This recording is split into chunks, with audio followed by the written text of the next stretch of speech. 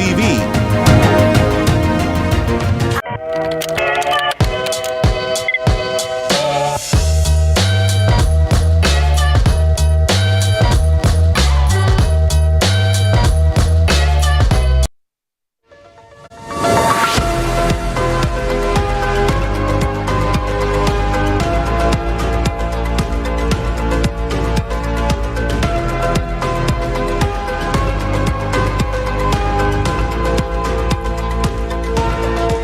It's Thursday, July 18, 2024. This is CVM News at noon. I'm Nika Lewis. Judge Marva MacDonald Bishop has been sworn in as the new president of the Court of Appeal. She is the first woman to hold the post, having been sworn in by the Governor General Sir Patrick Allen in a ceremony this morning. More details to come in CVM News at 7 this evening. And like many other sectors, tourism was dealt a hard blow by Hurricane Beryl. But what's different is that this sector is bouncing back quite quickly. And that's the word from Tourism Minister Ed Bartlett, who was speaking on Lead Story yesterday. He also highlighted his ministry's contribution to the sector post-Hurricane Beryl. We already have $1 billion at the Exim Bank that we have on lent to over 450 small businesses. We also have some 1,800 small farmers that are connected on the Alex platform that are supplying goods to the tourism sector. So all of these we have an interest in, along with the Ministry of Agriculture, of course, and the other ministries that are working with them. So we will be finalizing within the next few days a package with the Exim Bank, which will allow for one a moratorium on some of the loans that they now have. That is those who receive the damage, and then also to look at perhaps extending what they have now to enable them to recover faster. And to be able to, because the good thing about tourism is that the recovery tends to be very swift. So once you're fixed up and ready, the dollar comes in immediately. July 1 marked the implementation of the fourth phase of the plastic ban put in place by the Ministry of Economic Growth and Job Creation in 2019. This phase prohibits the importation, distribution, sale, or use of any single-use plastic food container made wholly or in part by polyethylene or polypropylene or polylactic acid. Speaking on Sunrise today, Minister without portfolio, Senator Matthew Samuda, explained the results have proven that the ban is effective. The numbers have shown that we have removed hundreds of thousands of tons of plastic from our waste stream. But people need to understand what we're trying to achieve. And the first thing for the public to understand is that all plastics aren't created equally. Some are economically viable for recycling programs and some are simply not.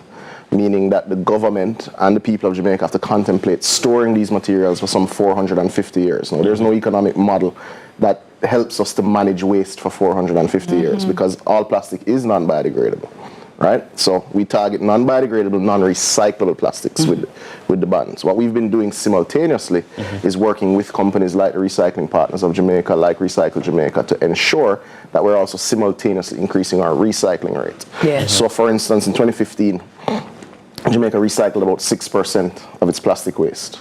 As at last month, we went above 35% in terms of all bottles produced in the country going back into the recycling phase. Now, 70% is a global target. We expect to be there in 2 to 2.5 years.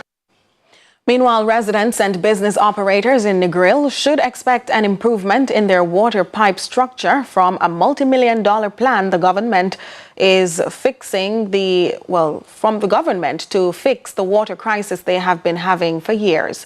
Prime Minister Andrew Holness spoke with residents and business owners in the tourism town about the plan, according to Adrian Williams. Water is life is one of the terms we hear as a tagline for preservation of our water systems. And for Negril residents who have been having prolonged interruptions to their supply, its absence has made calls for its correction grow stronger. Prime Minister Andrew Holness again addressed concerned stakeholders in the resort town about what they are to expect within the next 2 years. You would have noted that we have approved a $100 million US dollar program to put in an entirely new pipeline and a new water distribution backbone for the entire North Coast. Though the capital investment has been made to fix this problem on the North Coast to include the Negril, what is the current challenge? The real big problem, in my opinion, is that the systems that were built were not built to carry the level of use that is demanded of it today. That's just the bottom line. Those systems were built 40 to 50 years ago. Despite the lower carrying capacity of the aged infrastructure, the Prime Minister is confident there is enough water for the residents. There are enough water sources in this area and in proximity to the area to supply Negril's need for now and the foreseeable future. The challenge is with all water sources is that some underground and sometimes they move. The previous water source has moved approximately 600 meters from where it used to be, a migration that must be accounted for when planning the infrastructure needed to serve present and future generations. Adrian Williams for CVM News. As calls ripple across the island for the restoration of water supply, we get an update from Clarendon and some of the plans in the pipeline moving forward.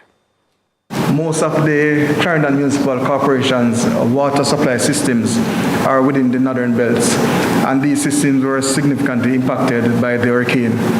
So we had fallen trees and land slippages affecting some, and our team is there trying to get those systems up and running. Even with the challenges, the National Water Commission, NWC, says it has restored supply to 50% of the entire parish of Clarendon, with some areas up and running in record time, and the necessary attention given to priority areas, hospitals, police stations, prisons included. But these are no longer just days after for householders struggling to balance living in darkness inside topsy-turvy buildings.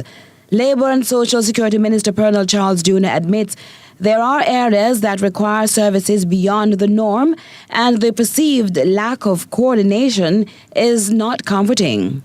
There's been a lot of work done by agencies and by community leaders to see if we can get things back to normal, to stabilize areas and to assist. But still, there are residents that are without light, without water, that are suffering from the mosquito infestation. We understand the frustration. It's equally frustrating for those who can only collect small amounts of water at a time from storage tanks. Extremely small, so they are able to fill 2 bottles or 2 containers that can only sustain them for this evening. So by tomorrow morning, they need more.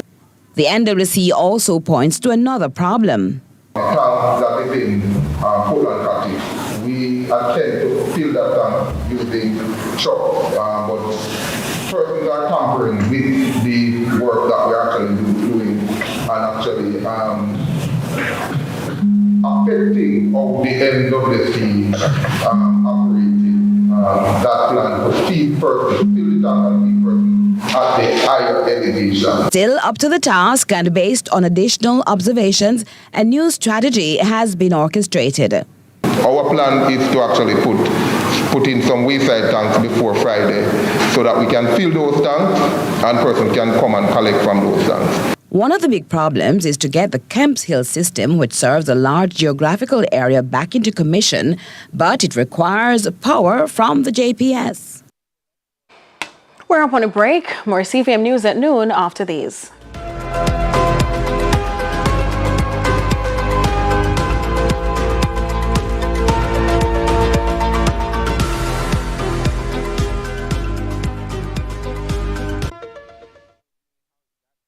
Summertime, win big for the back to school. It's the Yummy Summer Back to School promotion. Purchase one each of these Yummy products: Yummy Cheese Bread, Cornbread, Jamboree, and 5-ounce buns. Write your name, address, and contact number on the back of your receipt and mail with the empty packages. Send in with your Yummy salesman or drop off at your nearest Yummy agency or entry box in participating supermarkets. Enter today and win your share of over 1.4 million in cash and prizes. Win big video back to school. Follow us at Yummy Bakery JA for more details. Authorized under Section 58 of the Betting, Gaming and Lotteries Act. I am Death. Ready, baby?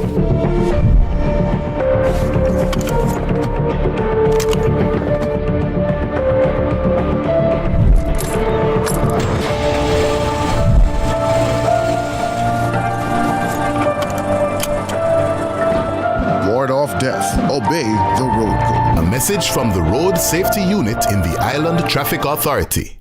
What's your story? What's your sign? We're dreamers. Don't care what other people say. We're doing this in our own way. We come alive. We come alive. We come alive. We're doing this in our own way. We come alive.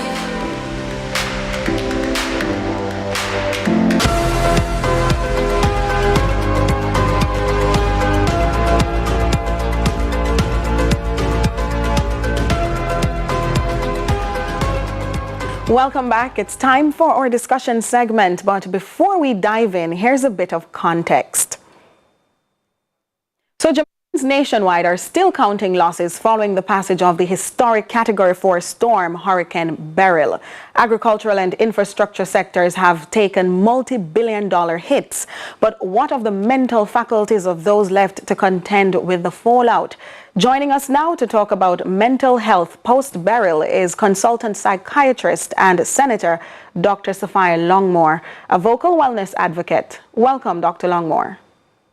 Thank you. Thank you for having me. Good afternoon to your listeners and your viewers. Indeed. Well, based on informal conversations you are likely to have had on the ground, to what extent do you believe that some Jamaicans have been affected mentally by the devastation caused by Hurricane Beryl? Well, I'm very happy that you are bringing focus to this area of the response that we need to be recognizing. Like, as would be expected, the areas that were physically most affected by Beryl, by the storm, are also where we would probably find the most significant mental effect. The parishes, of course, of the southern setting, Manchester, St. Elizabeth, and Clarendon, but also especially out on the eastern side of the island, where Beryl had first made its impact. Those persons would have witnessed the most severe effects of Beryl, and with that, a whole lot of, I think damage not just to the physical structure, but also a very rude awakening as to what could be possible with a disaster, a natural disaster of this nature. But the general country, the general population, of course, was awakened, and especially in the early parts when we had to be considering that this could have been a direct hit. I think a lot of persons really took significant awareness.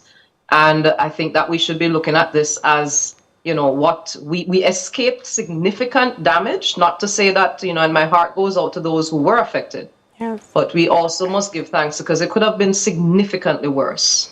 And we agree on that. Well, we know that the loss estimates are likely to increase over time, but could you describe what range of emotions persons would have likely experienced during or immediately after such a crisis? Well, you know, this is why preparation is really very important for situations such as this. The more prepared you are, is the more at ease you will be. If you know that, okay, you have done everything possible to see to your emergency supplies, to secure your property as safely as possible, of course, securing your loved ones and informing and educating them of what the emergency plan will be, you are essentially as best as ease as you can. There are some things that we just cannot control. And the speed of the wind and the amount of rain that comes is one of those. But what will help to alleviate the anxiety and the fear that is associated with such situations is when we are best prepared. So people would have experienced those type of situations, and of course, in the midst of the storm, you know, you hear reports of people being traumatized by the sheer sounds of the winds that they experience. You know, it must be a frightening thing, especially if you have children or elderly persons that you're caring for, to see your roof, you know, disconnecting.